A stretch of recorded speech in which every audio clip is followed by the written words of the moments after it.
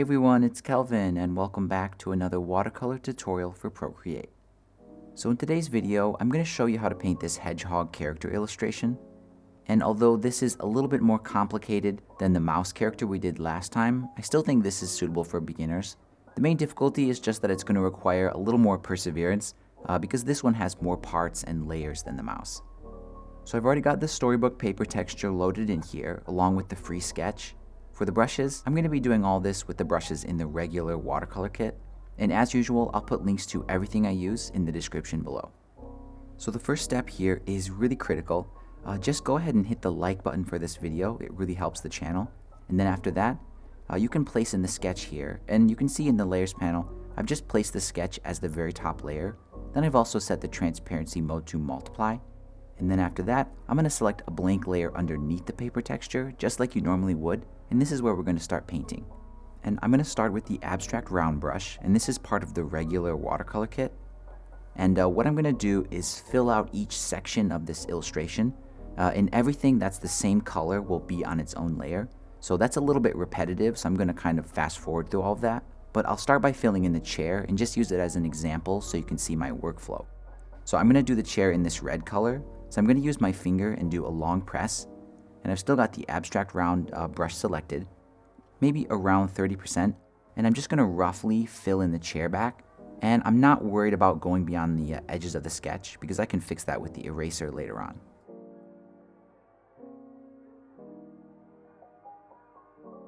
So after the chair is just roughly filled in, I'm going to grab the eraser brush and I'm also going to set it to the fine liner pen. And this one is also part of the regular watercolor kit. And I'm just going to go along the edge, kind of around 10%, and just cut it back so it matches the sketch a little bit better.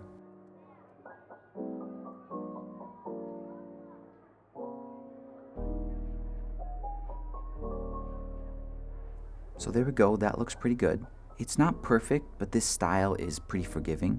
Next, I'm going to go through and do the same process, just filling in with the abstract round and then using the eraser brush to cut it back. And I'm going to fill in each element using each color, and I'm going to make sure each one is on its own layer.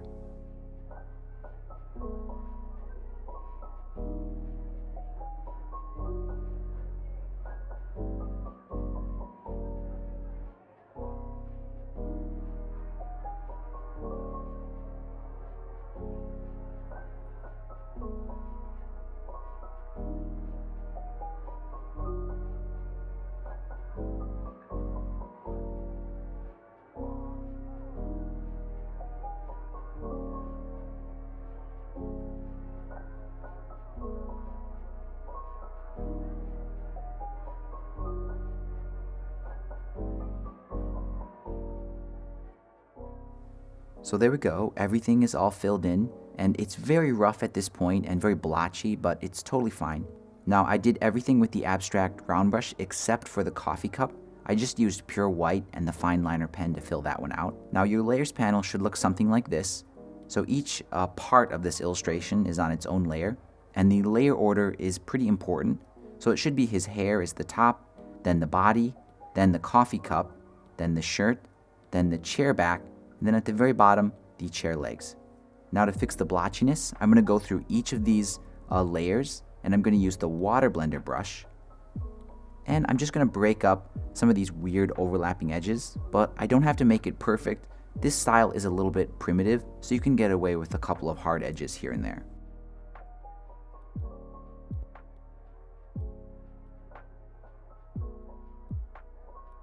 So after everything is kind of smoothed out, I can move on and refine each of these elements one by one until the illustration is finished. And I'm going to start with the body of this hedgehog and also the hair. So I'm going to open the layers panel and just turn everything else off for now. Now the hair needs to have some kind of spiky texture. So here's the layer with the hair. I'm just going to tap on it to bring up this menu, and I'm going to select Alpha Lock. And for the brush, I'm going to use the fine liner pen, maybe around 10%. And because this is set to Alpha Lock, you can see here, let me darken it a little bit. You can see here when I draw these lines, they don't go off into the white. It's just like automatically clipping them to the outline of the hair. So I'm just going to go along this and add this kind of spiky texture.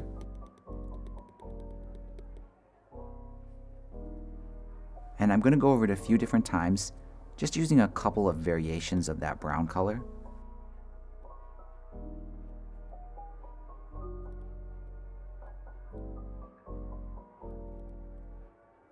And then after that's done, I'm going to merge the hair and the body here just together onto one layer like that. And I'm going to grab the water blender brush, maybe around 20 or 30%. And I'm just going to blend that boundary between the hair and the body. But I'm going to try to keep the same form. I just want to make it kind of blurry.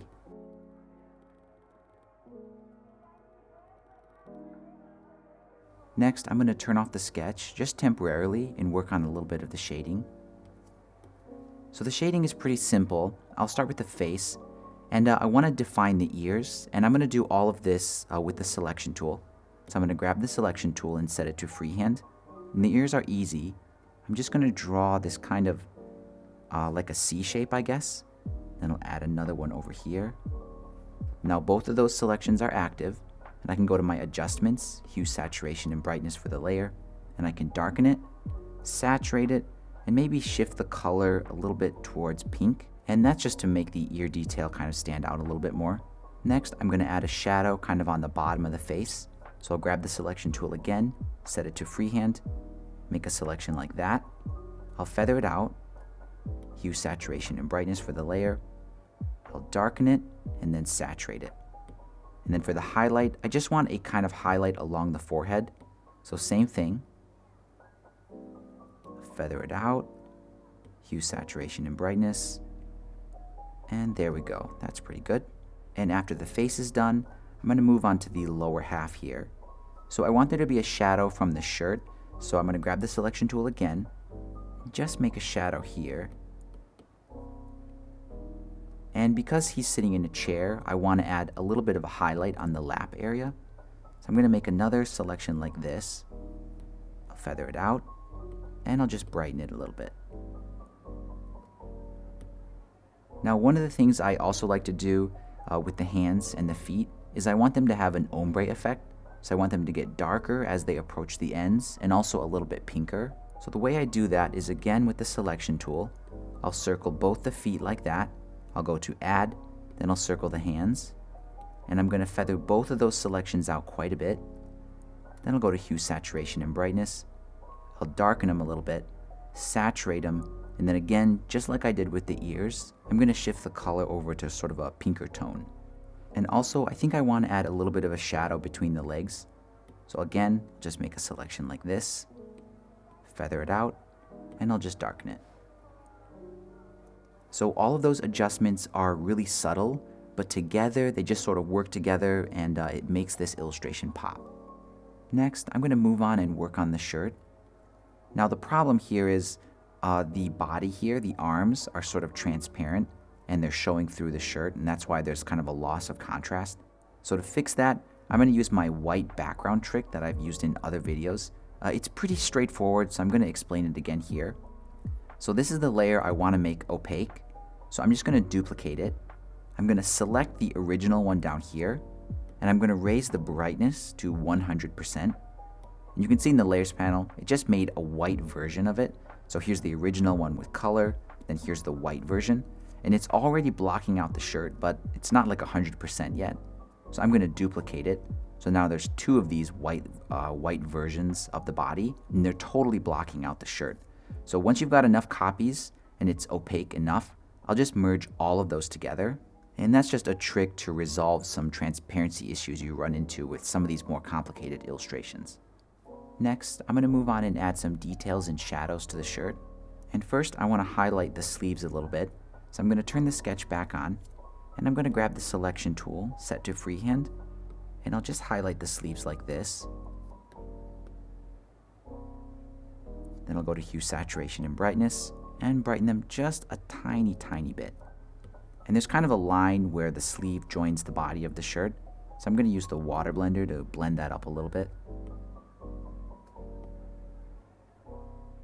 And next, I want to add like a line pattern on this shirt, and there's actually a really easy way to do it. I'm going to use the same process or same trick I used for the hair.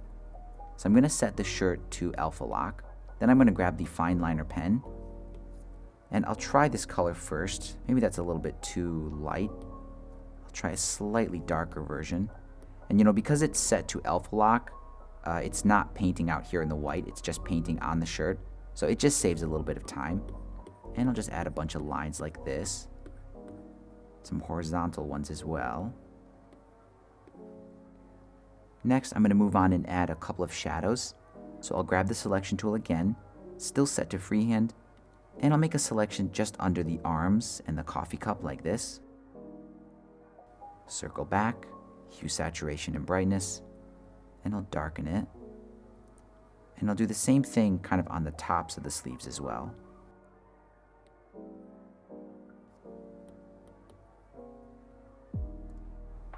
And also, I want to add a shadow from his head or his chin being cast onto the top of the shirt. So I'll make another shadow like this. And there we go, the shirt's all done. And I think now is a great time to finish up the coffee cup real quick. So I'll turn that layer on. And I'm just going to add all the details using the selection tool. So I want to make sure the coffee cup layer is selected.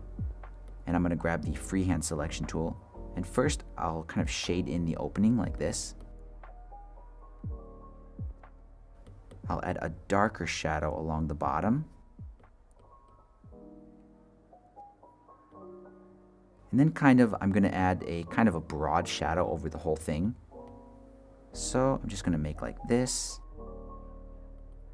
And then the last shadow here is just where the handle meets the body of the cup. Now this shadow does end up being a little bit too hard because this is supposed to be like a curved surface. So I'm going to smooth it out with the water blender.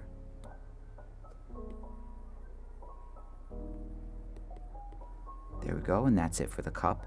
And now I can move on and do the chair real quick. So I'm going to turn that layer on. And the details of the chair are, I'm just going to use the selection tool again, and I'm just going to kind of highlight and darken certain areas. So we'll try to fill the screen here. I'm going to make sure the chair layer is selected. I'll grab the selection tool again, set to freehand. And first, I'll circle around the arms like this. Go along the bottom, back up, and then around the other arm. And I'll just darken this portion. Now for the seat cushion, I'll do a similar thing. But just to make it stand out a little bit more, I'm going to darken it so it's darker than the arms. Now for the chair back, this is optional, but I do want to add a kind of soft shadow. So again, I'll grab the freehand selection tool and just follow it around like that, very loosely, because I'm going to feather it out. Hue, saturation, and brightness. And when I darken it, you can see it just adds a shadow, so it's getting darker as it approaches his body here. And the legs are super easy. I'll turn those on. And all I need to do is just add a shadow on the tops of the legs. So I'm just going to kind of make a straight line across each one like that. But I'm trying to make it in a different place. Hue, saturation, and brightness. Then I can just add a dark area like that. And once everything else is done here, I can finally move on and finish up the face. So the face needs to be on its own layer. So I'm going to make a new layer, and I'm going to make sure it's above everything. And I'm going to grab the fine liner pen brush. And I'm just going to start by filling out everything in black and white. And then I'll add some more details later on.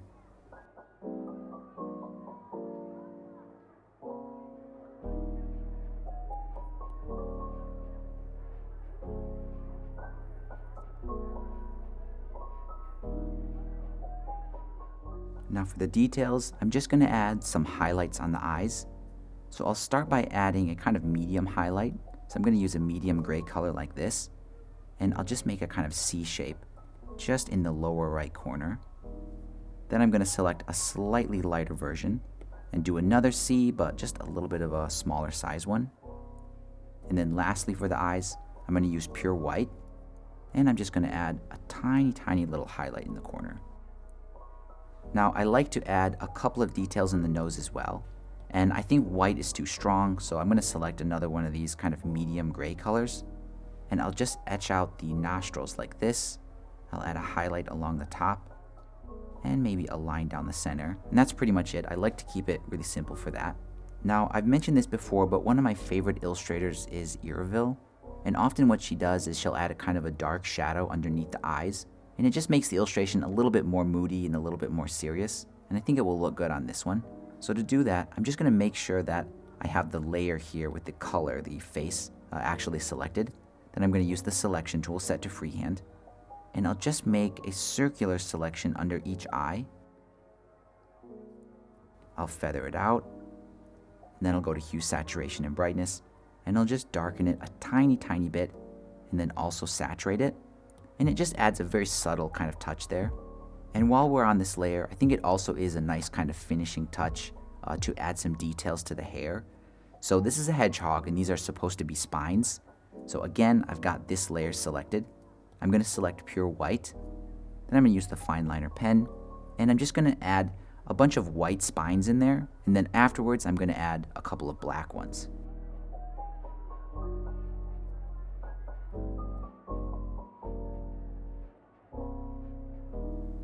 And there we go, this one is all done, and here's what it looks like when I print it out. So hopefully this process is pretty straightforward. I'm hoping this video can function as a sort of bridge between a sketch and then the final colored illustration. For me, crossing that bridge has always been difficult, especially since I don't like to do outlines, and I wanted to share what I've learned while figuring all this out. Once again, please give this video a like if you are into illustration, and drop a comment down below if you have any suggestions for future tutorials. And that pretty much wraps it up. As always, thank you so much for your support. Thanks for watching, and I'll see you in the next video.